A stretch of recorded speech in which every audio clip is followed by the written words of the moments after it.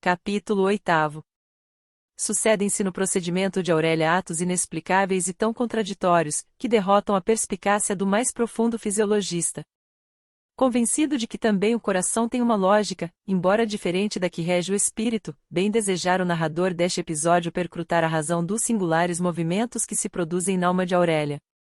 Como porém não foi dotado com a lucidez precisa para o estudo dos fenômenos psicológicos, limitasse a referir o que sabe, deixando a sagacidade de cada um atinar com a verdadeira causa de impulsos tão encontrados.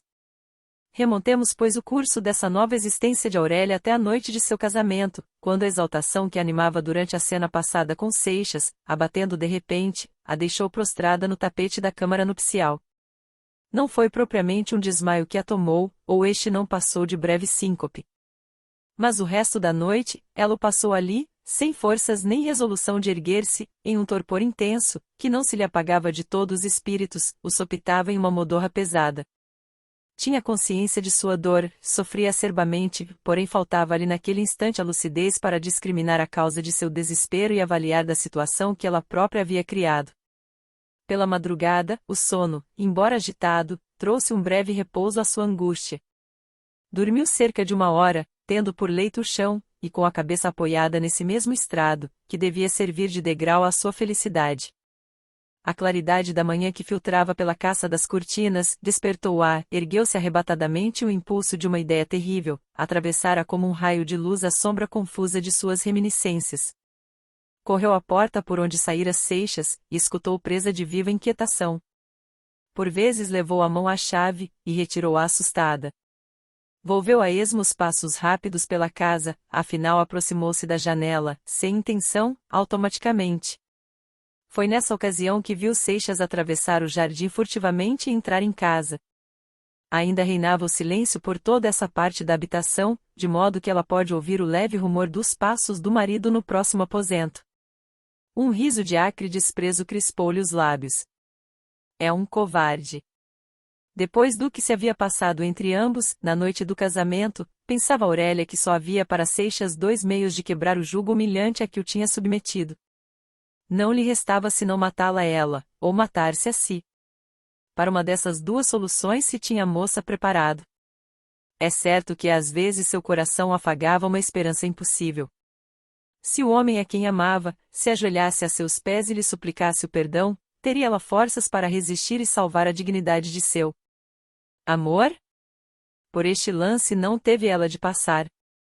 Às suas primeiras palavras, Seixas retraíra-se, para ostentar depois uma imprudência, que ela jamais podia esperar, e que produziu em sua alma indizível horror. O laço que a unia àquele homem tornou-se uma abjeção, quase uma infâmia. Entretanto, ao expeli-lo de sua presença, ainda esperava que as palavras proferidas pelo marido fossem apenas de uma ironia amarga. Não concebia que tivesse amado um ente tão depravado e vil. O cinismo que pouco antes a indignara, devia ter uma reação. Foi quando viu Seixas pela manhã que de todo acabou de convencer-se da miséria do indivíduo.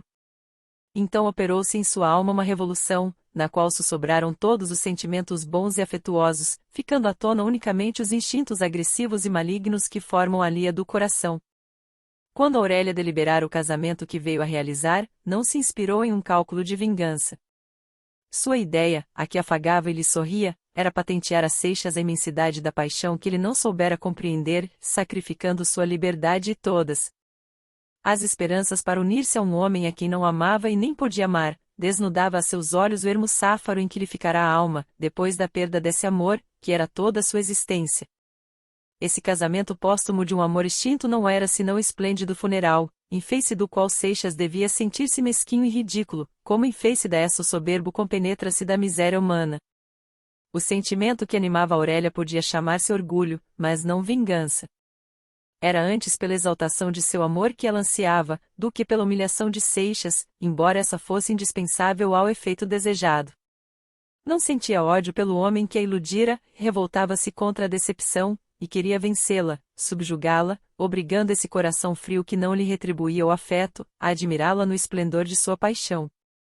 Mas naquele instante, recordando as palavras de Seixas proferidas poucas horas antes, vendo-o tranquilo e disposto a aceitar como natural a terrível situação, pensando no desbrio com que esse homem sujeitava-se a uma degradação de todos os instantes, Aurélia tivera um verdadeiro ímpeto de vingança. Seixas queria afrontá-la com seu desgarro impudente. Pois bem, ela aceitava o desafio, se esse infeliz não estava completamente desamparado dos últimos resquícios do amor próprio e da vergonha, ela propunha-se a pungi-lo com o seu mais virulento sarcasmo. A menos que a alma não estivesse morta, sentiria o estigma do ferro em brasa. Foi nestas disposições que Aurélia vestiu-se para o almoço, e nessas disposições conservava-se ainda na tarde em que saíra com o marido às visitas. Todavia, quanto no dia seguinte ao casamento, sentada na cadeira de balanço, viu entrar Seixas na sala de jantar, sua resolução vacilou. O aspecto nobre e distinto do mancebo, a elegância natural do seu gesto, recobraram o prestígio que esses dotes nunca deixam de exercer em espíritos elevados, e é que o dela estava já feito. Não abandonou o pensamento da vingança, mas o desabrimento e a ira excitados pela indignação da véspera, revestiram a forma cortês e o tom delicado, que raro e só em um instante de violento abalo desamparam as pessoas de fina educação. Nas alternativas desse desejo de vingança a miúdo contrariado pelos generosos impulsos de sua alma, se escoara o primeiro mês depois do casamento.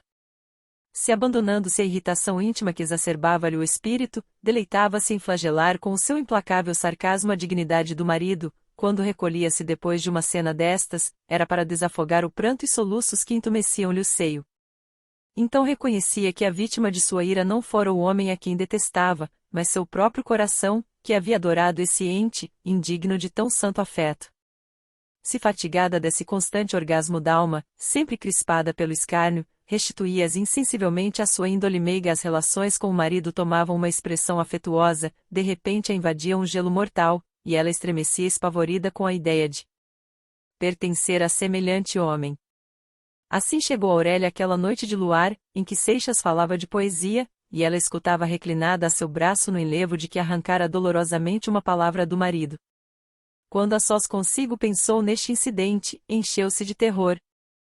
Houve um instante, rápido embora, no qual chegou a lamentar que Seixas não tivesse conseguido enganá-la nessa ocasião adormecendo ou antes cegando-lhe os brios. Quando se dissipasse essa ilusão, seria tarde, e ela pertenceria irrevogavelmente ao marido. Este sentimento, que apenas pronunciado ela repeliu com todas as forças de sua alma, deixou-lhe contido um desgosto profundo, acompanhado do pânico de semelhantes alucinações.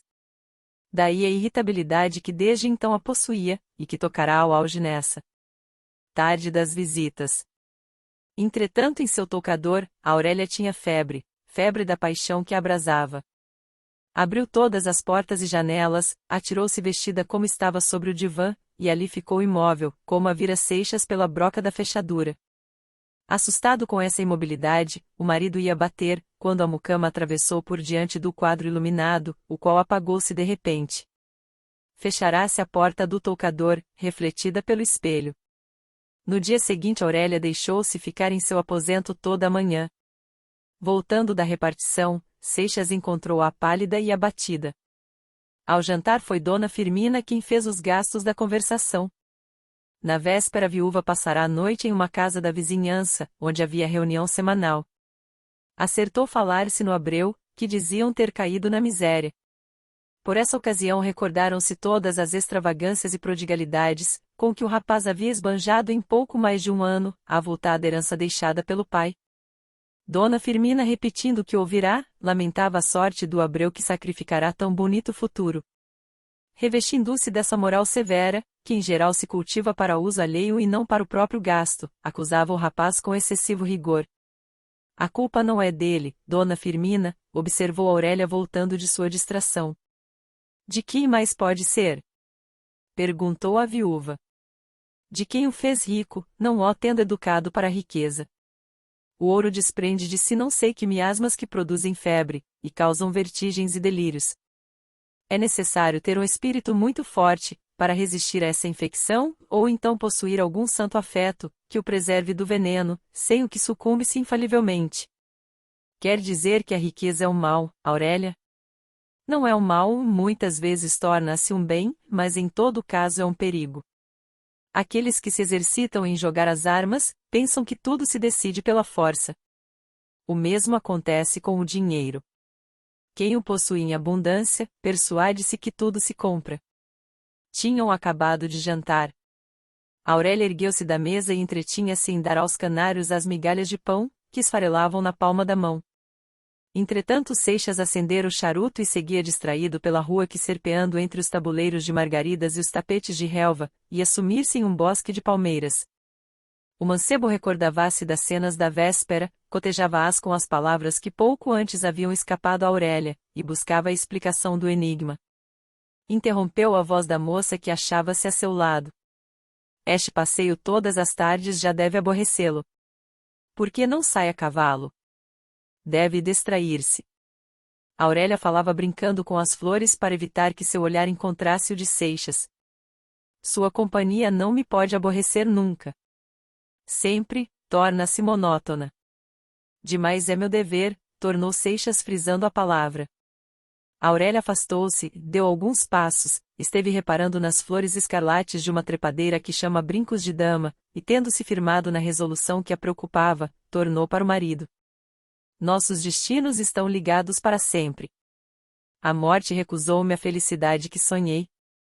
Tive este capricho que nenhuma outro possuiria, enquanto eu viva. Mas não pretendo condená-lo ao suplício desta existência, que vivemos há mais de um mês. Não o retenho, é livre, disponha de seu tempo como lhe aprouver, não tem que dar-me contas. A moça calou-se esperando uma resposta. A senhora deseja ficar só?